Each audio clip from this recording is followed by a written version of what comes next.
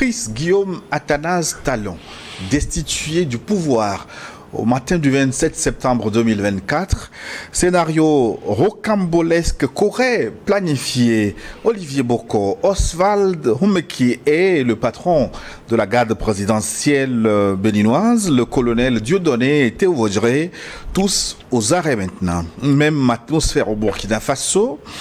Voisins où plusieurs personnalités civiles et militaires sont pareillement accusés d'un plan de déstabilisation par des actions terroristes. Y a-t-il un parallèle à établir entre les deux tentatives concomitantes de coup d'État? Sujet de réflexion du forum de cette semaine avec au plateau Watawede Onibo. Cher ami, bonjour. Bonjour Monsieur Gilles, bonjour à nos téléspectateurs. Bonjour à tous les Béninois, à tous les Togolais et tous ceux qui nous suivent un peu partout dans le monde. Activiste politique, écrivain, essayiste, il sera en compagnie de l'homme qui ne bouge pas, son Excellence Sogoyou Kegewi. Bonjour, son Excellence. Bonjour Gilles, bonjour à nos téléspectateurs et bon dimanche à tous. Sogoyou Kegewi est journaliste, ancien ambassadeur du Togo, Bénin, Burkina, tentative croisée de coup d'État avec point d'interrogation. C'est le sujet du jour et vous êtes conviés à enrichir cette émission par vos contributions via WhatsApp, plus 228 96 08 43 43. C'est le numéro pour nous écrire. Je nous ferai le plaisir de relayer vos contributions dans la seconde partie. Si vous nous suivez ce dimanche à midi, nous sommes en direct. Mais si c'est en différé sur notre chaîne YouTube, c'est le moment de protéger cette émission parce que vous l'aimez. Avec votre pouce, symbolisez votre protection à cette émission. Abonnez-vous à notre chaîne officielle New World TV avec le nouveau logo si ce n'est pas encore fait. N'oubliez pas d'activer la cloche de notification pour recevoir les alertes quand nous publions les nouvelles vidéos. Et partagez New World Forum pour porter loin la voix de l'Afrique qui change, la voix de l'Afrique qui fait face à de nouvelles tentatives de coup d'État présumés. Alors, chers invités au plateau, je commence avec vous.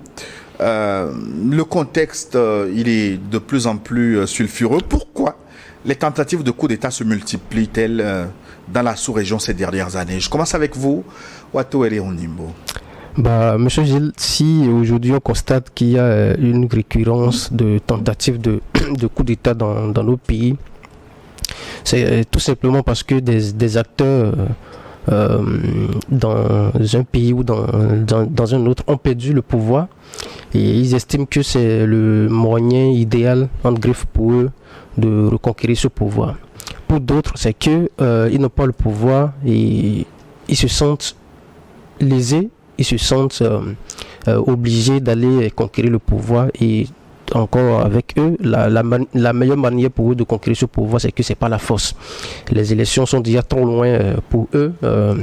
Ils sont très impatients et donc la seule formule pour eux, c'est de faire en griffe un coup d'État leur permettant d'accéder au pouvoir. C'est ce que je constate malheureusement, même si dans le cadre de cette émission Burkina Faso, Bénin, tentative croisée de coup d'État, point d'interrogation, c'est que les scénarios ne sont pas forcément les mêmes.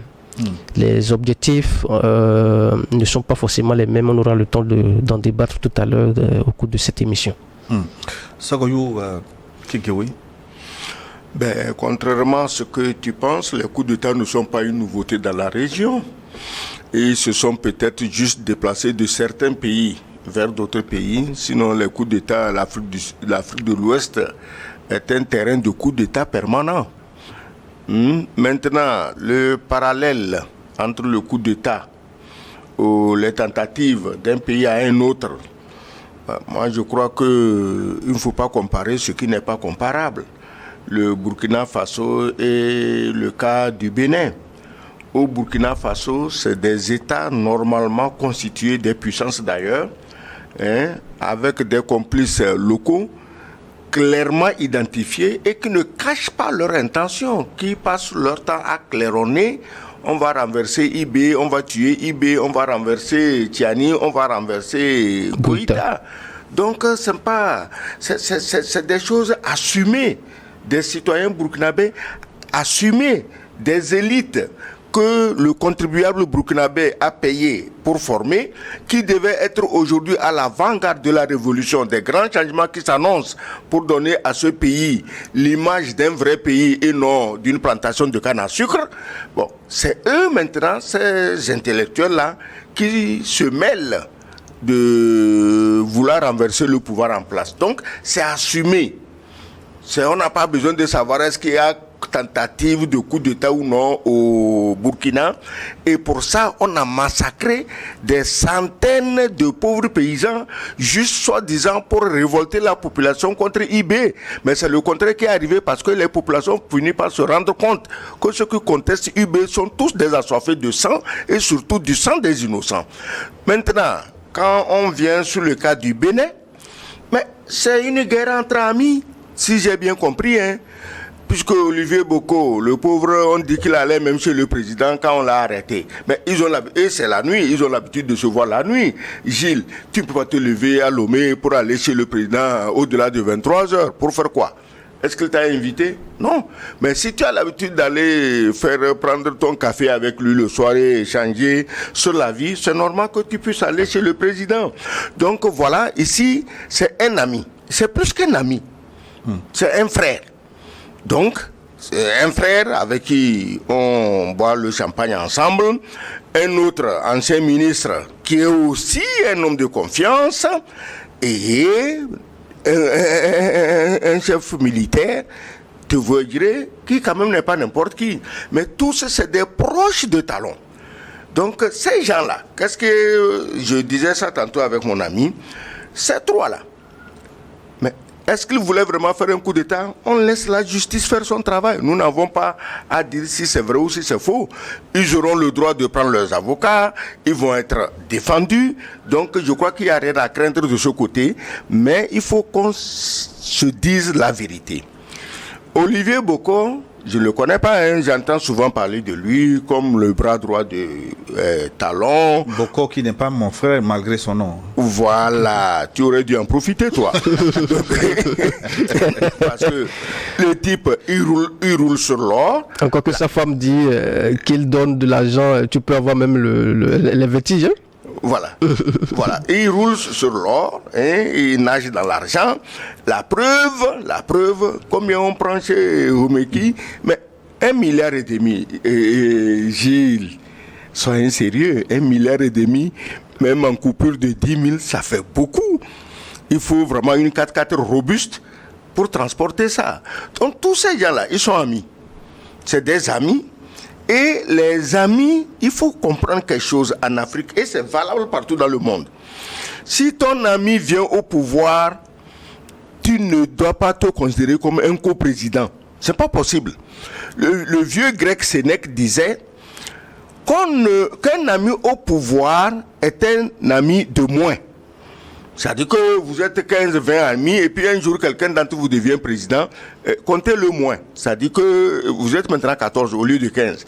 Un ami au pouvoir est un ami de moins et c'est normal. Le président ne peut pas venir au pouvoir et puis bon, on fait rassemblement des amis. Les amis, ce n'est pas le parti politique, c'est les partis politiques qui portent les gens au pouvoir. Donc je crois que Olivier Boko, se croyant déjà à la place du prince. Mais il n'avait pas totalement tort, il a su quand même patienter pour attendre la fin du deuxième mandat avant de vouloir il a su patienter, on lui devait quelque chose? Il a le droit aussi de... Donc tous les 12 millions de... Ils sont combien de millions? 12 ou 14 millions de 12 à 13 millions je pense, 12 à 13 millions. 13 millions, donc tous les 13 millions aussi ont patienté parce que chaque Béninois peut être président. Parce qu'il faut faire très attention. Il ne faut pas que des gens croient que le pays leur doit quelque chose. Le pays ne doit rien à personne. S'il doit, il doit à tous ses enfants parce que tous ses enfants contribuent à la construction de ce pays. Donc, pour me résumer, c'est pour dire que tentative de coup d'État en Afrique de l'Ouest, c'est une maladie, une vieille maladie qui continue. Et maintenant, entre le Burkina et le Bénin, il n'y a absolument rien à comparer.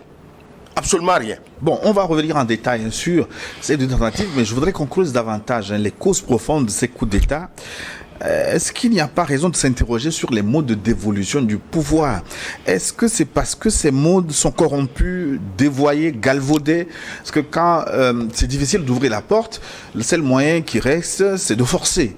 Est-ce que c'est le cas parce que les modes de dévolution du pouvoir sont devenus, se sont rouillés, que des individus pensent que la seule façon de prendre le pouvoir, c'est par les armes? C'est ce qui nous arrive en Afrique de l'Ouest, Watuwele, Honimbo. Non, mais malheureusement, c'est ça.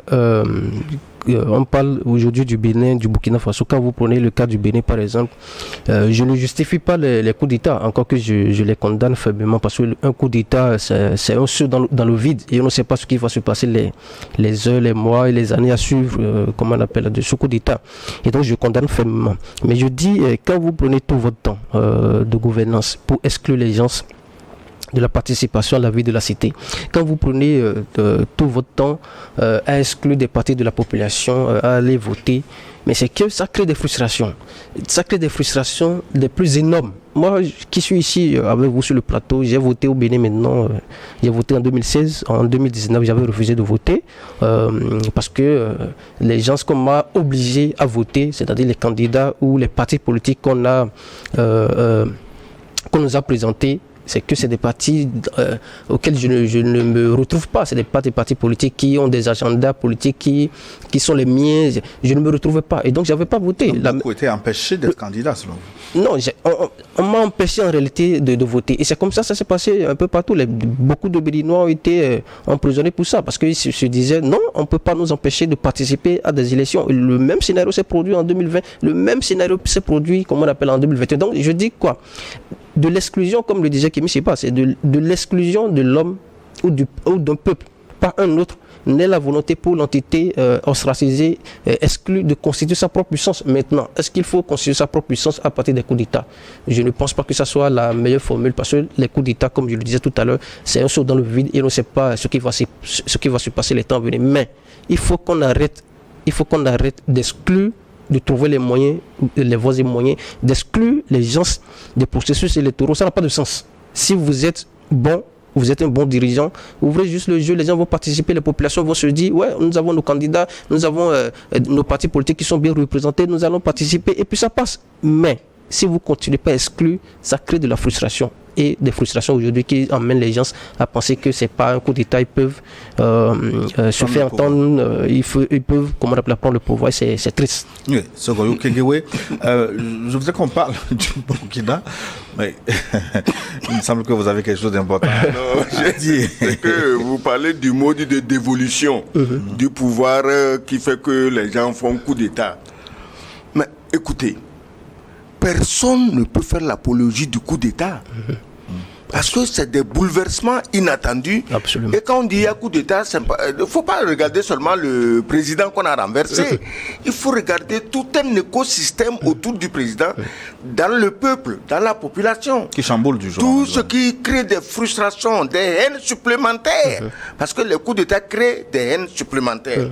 Donc il vaut mieux, par une élection normale, élire un président accepté de tous, soutenu de tous, et qu'on se mette après, dès que les élections finissent, que les gens se mettent au travail au lieu de passer le temps à faire l'apologie de non, on m'a volé, c'est moi qui ai gagné, c'est moi qui... Ça ne sert à rien. Maintenant, élection démocratique. Vous avez vu vous-même les échantillons que nous a servi Robert Bourgi. Donc vous avez vu le modèle d'élection démocratique en Afrique dite francophone. Depuis les années 90.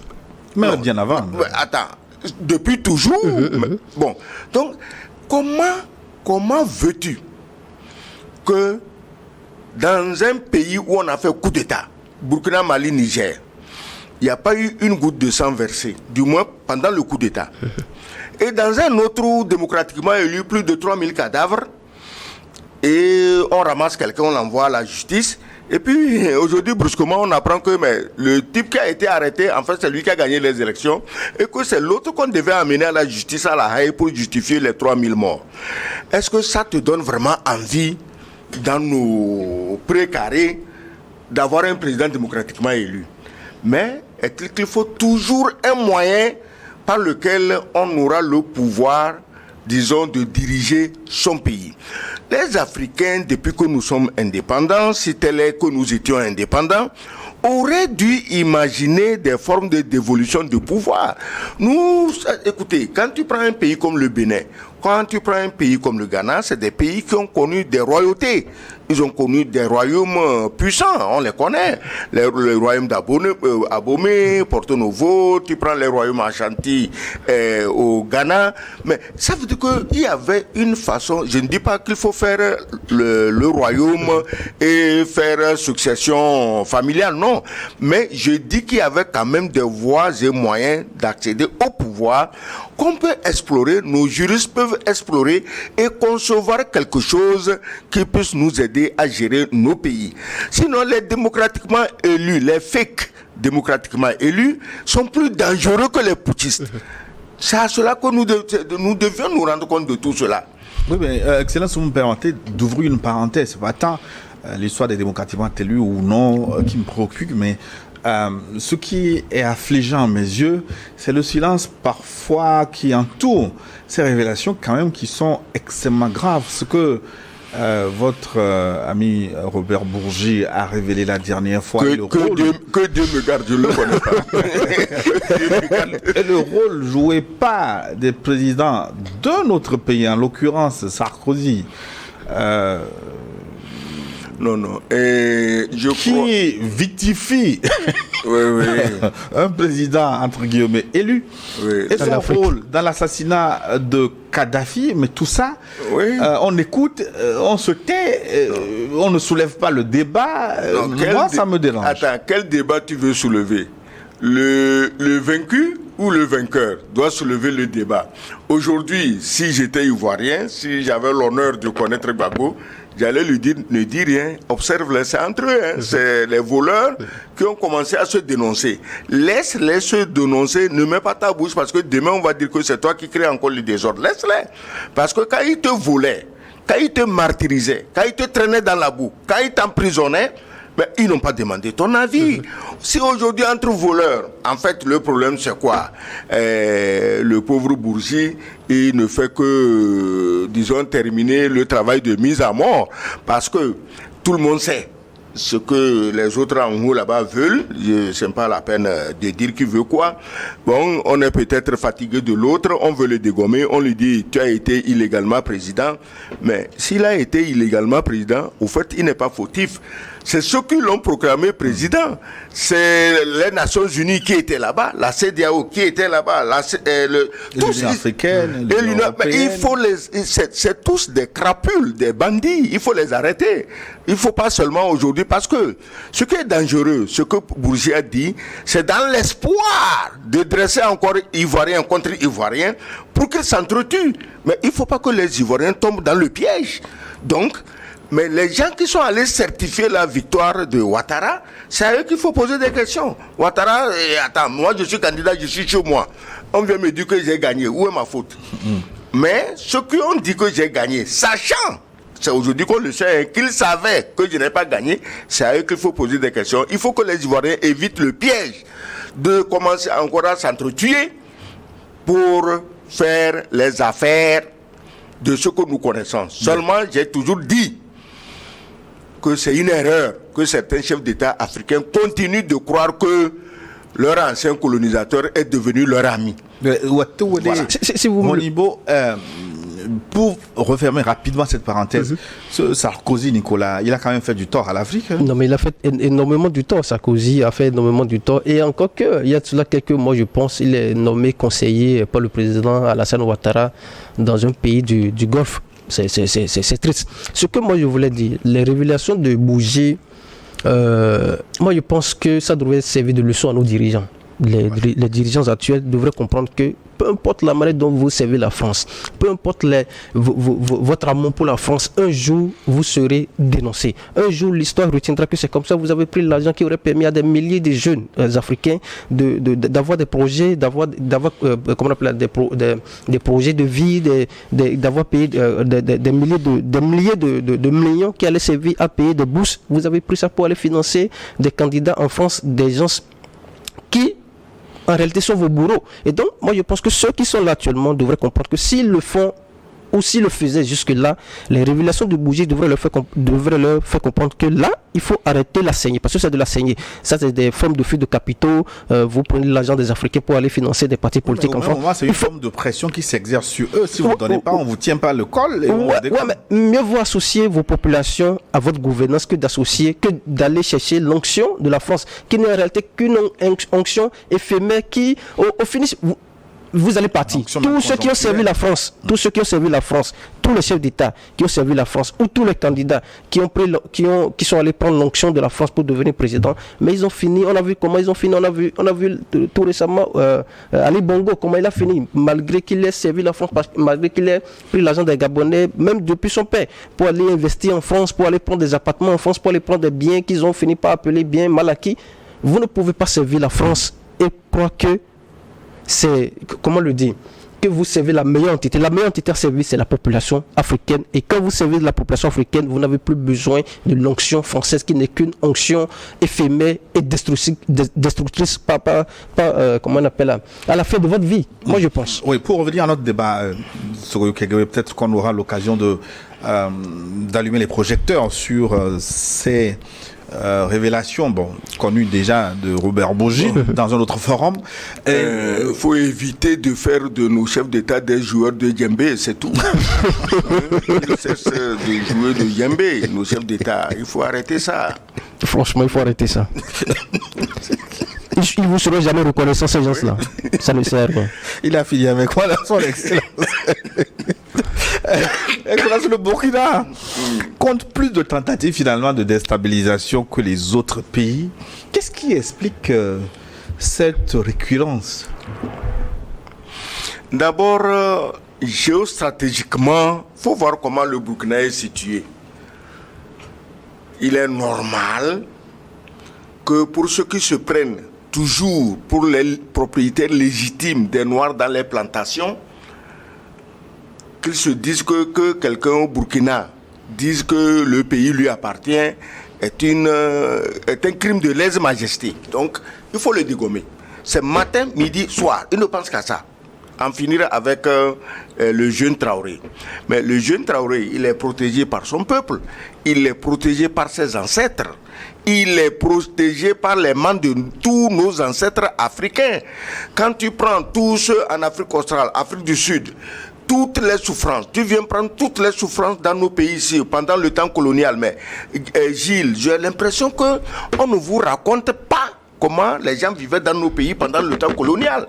On nous avait tout appris sauf la démocratie et les droits de l'homme. Donc, aujourd'hui qu'une âme désignée, choisie, lutte contre cet état de choses, on ne peut pas laisser le Burkina tranquille parce qu'on se dit, comme il est le plus jeune et que le plus agité, c'est pas qu'il est agité, il s'exprime, il parle, bon, si on le dégomme, les autres vont se taire. Mais le calcul est faux, parce que c'est pas la famille Barry qui a tout eu au Burkina gratuitement. C'est pas l'autre là, le Bassolé. En fait, c'est un officier, ce Bassolé. C'est un officier. C'est un officier, c'est un général qui a tout eu au Burkina, qui va aller recruter des gens pour qu'on aille à Bassolaga, tuer des civils.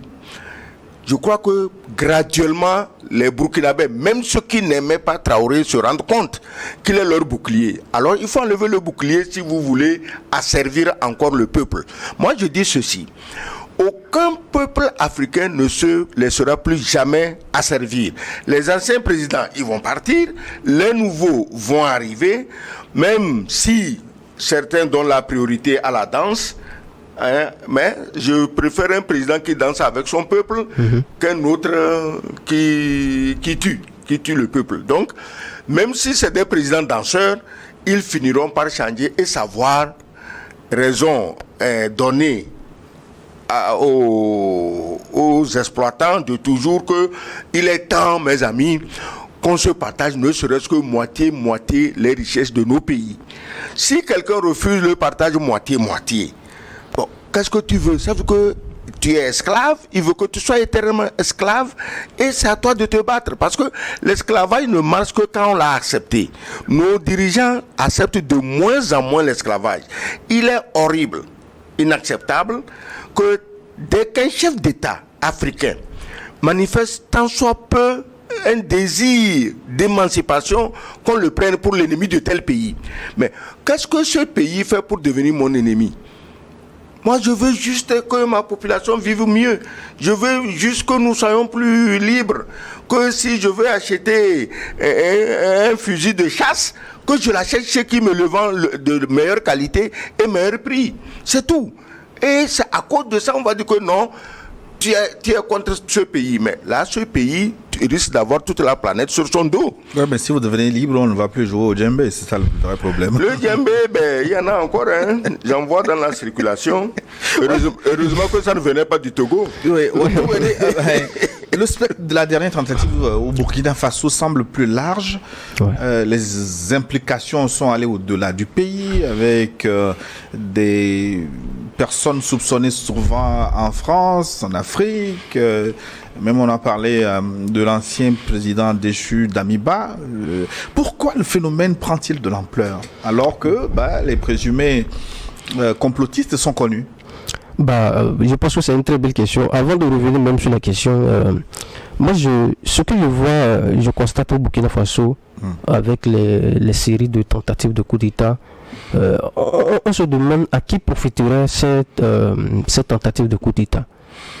Mais disons-le très clairement, ces tentatives vont profiter, en tout cas si les coups d'État avaient eu lieu, mais ces coups d'État, ils allaient profiter beaucoup plus à l'entité française, à l'entité france-africaine. Parce que le Burkina Faso, c'est l'un des 3 pays, disons-le très clairement, dans la sous-région, qui sont les plus souverainistes. Le Burkina Faso aujourd'hui a dit non, nous ne voulons plus rester sous la domination française. Et parce que le Burkina Faso a dit nous ne voulons plus rester sous domination française, il y a un général qui avait dit là, il faut aller encore en Afrique reconquérir c'était, même si ça doit prendre par la force armée. Et c'est ça ce qui arrive déjà comme ça. Les gens sont allés faire des morts à Bassalogo, tout simplement dans l'intention de fragiliser, selon eux, le gouvernement de IB.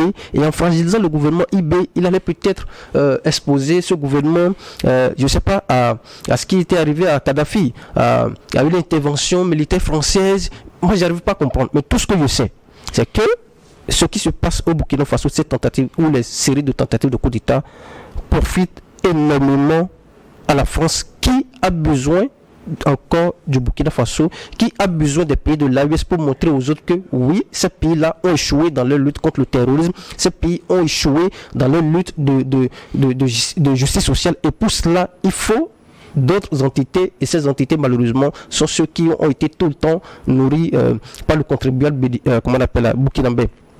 Et ce qui se passe encore de façon dramatique, et c'est ça que vous dites, c'est que des burkinabés soupçonnés sont aujourd'hui considérés comme ceux qui sont réellement ceux qui travaillent en sourdine, ceux qui travaillent en offre pour qu'il y ait déstabilisation du Burkina Faso. Et quand vous citez Djibril Bassolé, quand vous citez les Bari, quand vous citez tout ce qu'on nous a cité, quand moi j'ai suivi l'intervention du ministre de l'Intérieur, mais j'ai déposé mon téléphone portable, j'ai imaginé la vie, je me suis dit, est-ce que c'est comme ça se passe dans les autres pays?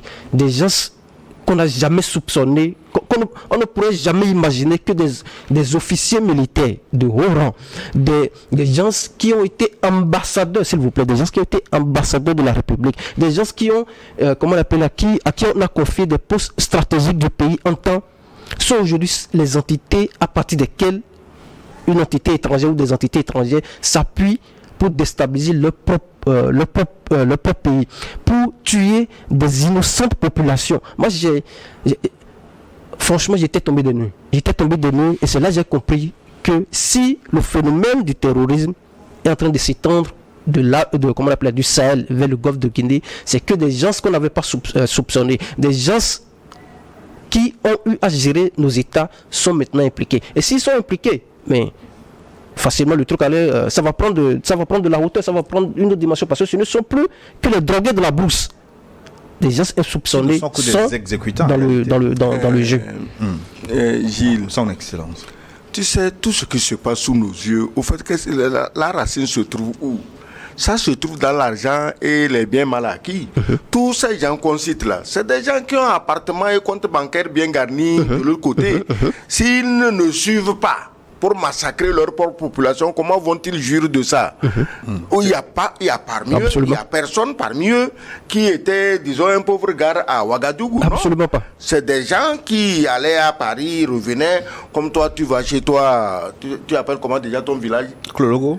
Hein? Clologo. Clologo. Oui, bien sûr. Comme toi, tu vas à Clologo et tu reviens à Lomé, c'est comme ça qu'ils allaient à Paris. Donc, ils sont tenus, par tout ce qu'ils ont volé à leur pays, ils doivent protéger ça. Et ils ne peuvent protéger ça que en suivant les ordres de celui-là chez qui, le receleur, celui-là chez qui sont allés cacher leur vol. Donc, le problème, pourquoi on en veut encore plus au capitaine Ibrahim Traoré, c'est qu'il veut arracher le mal à la racine. Comme il a dit, on ne savait pas que des dirigeants étaient dedans. Donc aujourd'hui, on s'aperçoit que s'il n'y avait pas eu ces officiers patriotes au Mali, au Niger et au Burkina, mais le terrorisme c'était parti pour 1000 ans. Puisque chacun allait créer ces terroristes par lesquels il prend le pouvoir. Parce qu'ils ont dit quoi ces gens-là? Il faut négocier avec les terroristes. Donc, moi je crée mon groupe terroriste. Bon, ça ne va pas, je leur donne assez d'argent pour tuer beaucoup d'innocents. Et j'ai dit, il faut négocier. Les terroristes viennent négocier. En fait, ils sont en train de négocier pour moi. Donc, Ibrahim Traoré a compris ça. Il veut déraciner le mal. Et c'est ça qui fait mal à celui-là, au chef suprême de la mafia, au capot de la mafia africaine, qui donnait les ordres et les autres exécutaient. Donc, moi, je crois que actuellement, un coup de chapeau à Traoré, à Tiani et à Assimi. En réalité, ils ont vaincu le terrorisme traditionnel. Ouais. Maintenant, c'est le terrorisme politique de leurs propres ressortissants qui recrutent des gens pour tuer. Ce n'est plus les djihadistes, les machins. Non, ce n'est plus ça. Ils ont été vaincus.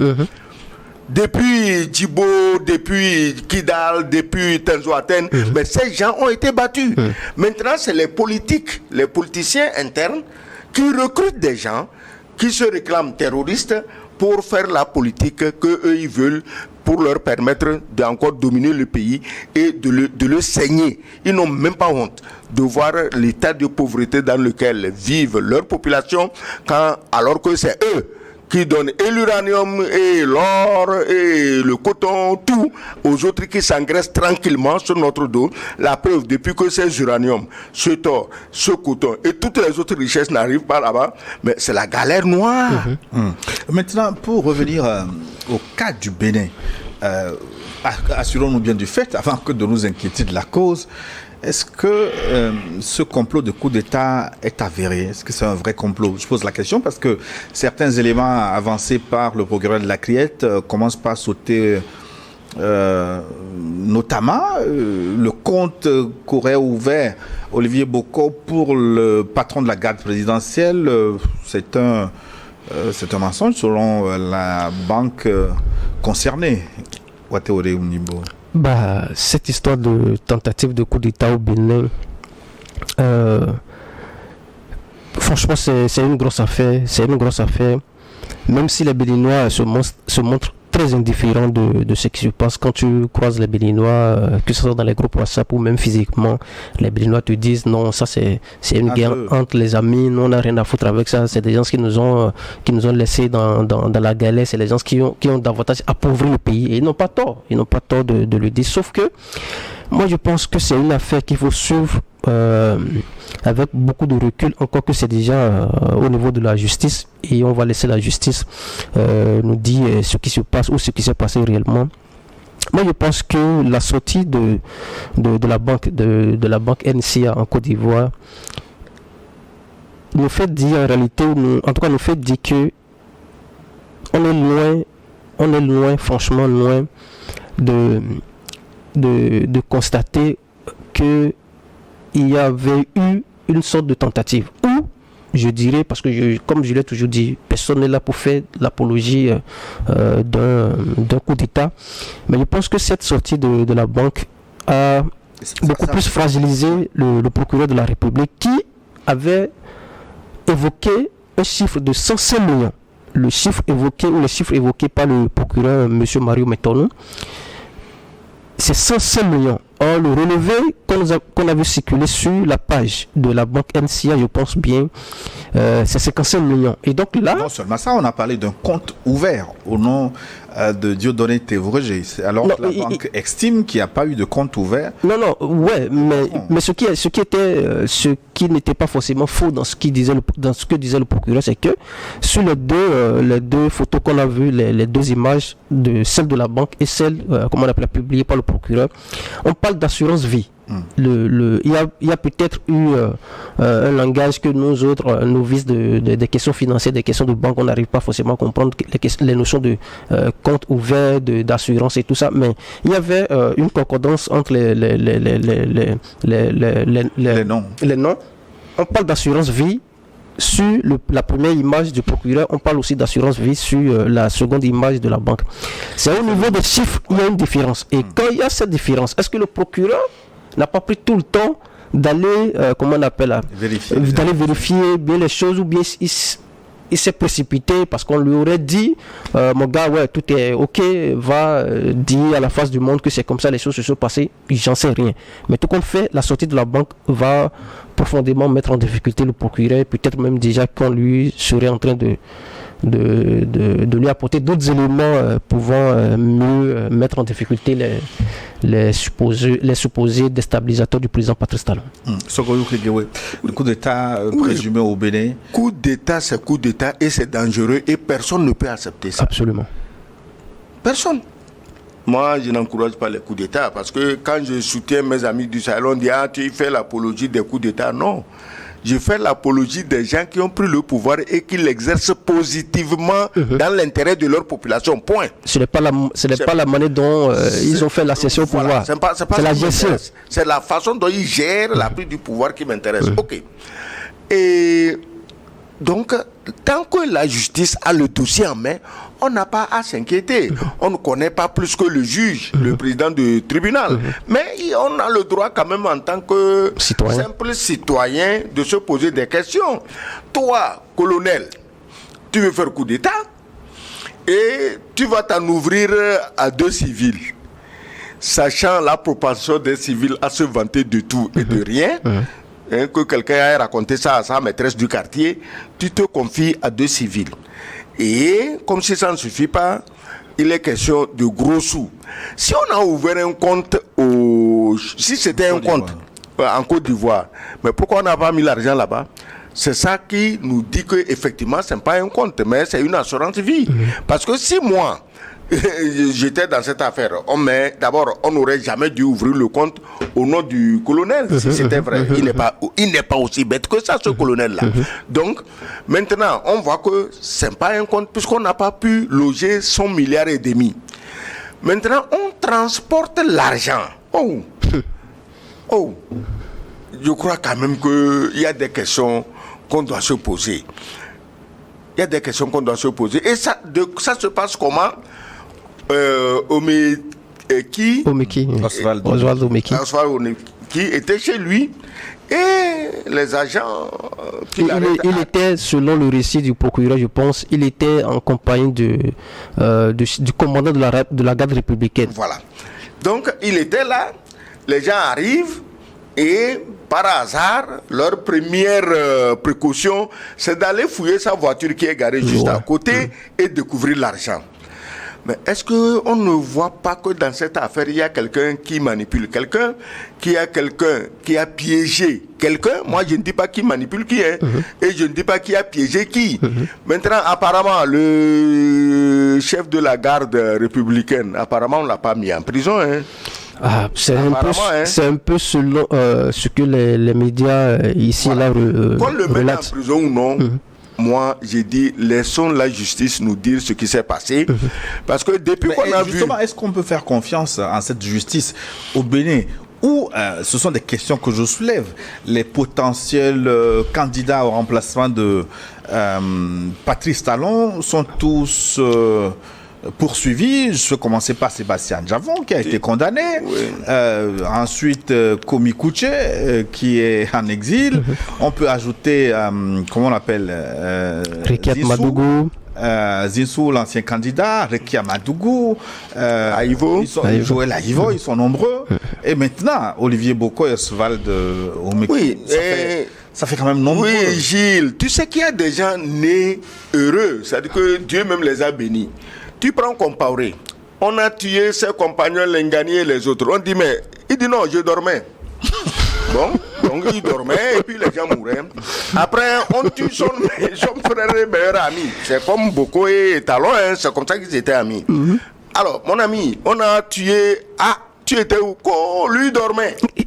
Mais est-ce que c'est la faute à Talon si le hasard veut que Sébastien Ajavon soit riche et lorgne vers le pouvoir? Que Komi Kouché, devenu ministre d'État et ministre des Finances très tôt, et qui a eu aussi un peu de blé, lorgne le pouvoir? Que Rekia Amadoukou, qui, il semble, avait beaucoup d'argent, lorgne le pouvoir? Que le professeur Aïvo... Non, ce n'est pas la faute à Talon, c'est le hasard. Ça, le hasard le sert comme il avait servi Compaoré. C'est-à-dire que tu es chez toi et les problèmes se résolvent d'eux-mêmes à ton avantage. Donc moi, je ne vois pas de... Il ne faut pas trouver de la mesquinerie partout, non. Donc on a retrouvé les fauteuils d'Ajavon dans les rues à Cotonou et curieusement, le fauteuil sur lequel c'était assis Talon chez Ajavon quand ils sont venus passer un deal contre Yahi Boni et son candidat blanc, Zinsou. Mais le fauteuil s'était retrouvé. Moi, j'ai dit, mais moi, Talon, j'aurais acheté ce fauteuil comme souvenir. Mais on l'a sorti dans la rue pour le vendre. Oui, mais je comprends votre ironie. Ce que je peux dire par rapport à cette indépendance de la justice béninoise, je me rappelle du débat entre M. Lionel Zinsou et M. Patrice Talon au second tour des élections présidentielles de 2016. Patrice Talon, le président, en tout cas candidat en son temps, disait que la justice au Bénin n'était pas libre. Et que surtout les procureurs n'étaient pas forcément libres d'exercer leur métier. Sauf que le président Patrice Talon qui avait tenu ce discours depuis 2016, je n'ai pas constaté au Bénin des réformes qui ont permis au procureur d'être davantage indépendant. Et c'est pour ça, d'ailleurs, quand je vois que le procureur évoque 105 millions et que la banque évoque à son tour 55 millions, je me dis donc, c'est que le président Patrice Talon n'avait pas travaillé, n'avait pas amené des réformes qui auraient permis à ce que les procureurs de la République soient davantage indépendants. Et donc, quand on voit toutes ces manœuvres aujourd'hui, on se dit, mais est-ce que ce dossier-là, le procureur de la République, M. Marie Métonou, va être davantage libre pour exercer son métier? Moi, j'en sais rien, mais je dis tout simplement qu'aucune réforme pratiquement n'a eu lieu au cours de cette gouvernance lui permettant d'être davantage libre. Maintenant, on verra ce que ça va donner. Et si vous me le permettez même, pour faire un petit parallèle pour moi qui est très important pour mieux comprendre ce qui se passe dans cette histoire de tentative de coup d'État, ce n'est pas la première fois qu'on évoque un truc du genre depuis les années 90. Il y a en tout cas une tentative qui avait eu lieu, je pense, dans les années 2013, qui est presque similaire à ce qui se passe actuellement, qui impliquait monsieur, il s'appelle Pamphile Zomaron de la gendarmerie et un autre colonel qui s'appelle Bako Mengounian, un truc comme ça, qui m'excuse si j'ai mal évoqué son nom. Et ces deux-là, selon la justice béninoise, voulaient renverser le président Yahi Boni. On était en 2013. Les faits sont pratiquement similaires. Et eux-mêmes, je peux même dire qu'ils sont allés un peu plus loin, parce que dans tout ce qui a été retrouvé avec eux, on a vu même une liste où on avait déjà même établi celui qui sera le président de la République, celui qui sera le président de la transition, j'allais dire. On a vu cette liste, on a vu les postes qui étaient déjà... Rapidement, 30 secondes, parce qu'on doit marquer un arrêt. Ok. Et c'est que, au finish, le juge a dit non-lieu. Malgré qu'on avait vu toutes ces preuves, tous les faits qui étaient pratiquement établis, le juge avait dit non-lieu dans cette affaire. Et je pense qu'il avait justifié le non-lieu en expliquant tout simplement que il n'y avait pas le début d'exécution, il n'y avait pas ce début d'exécution qui allait lui permettre de condamner ces gens-là. Et je pense qu'on est pratiquement dans le même scénario. On va revenir sur ces différents éléments, parce que nous avons une seconde partie, 45 minutes encore. Là, nous marquons une pause pour des impératifs commerciaux. À tout de suite pour la seconde partie de l'émission. J'avais à dire.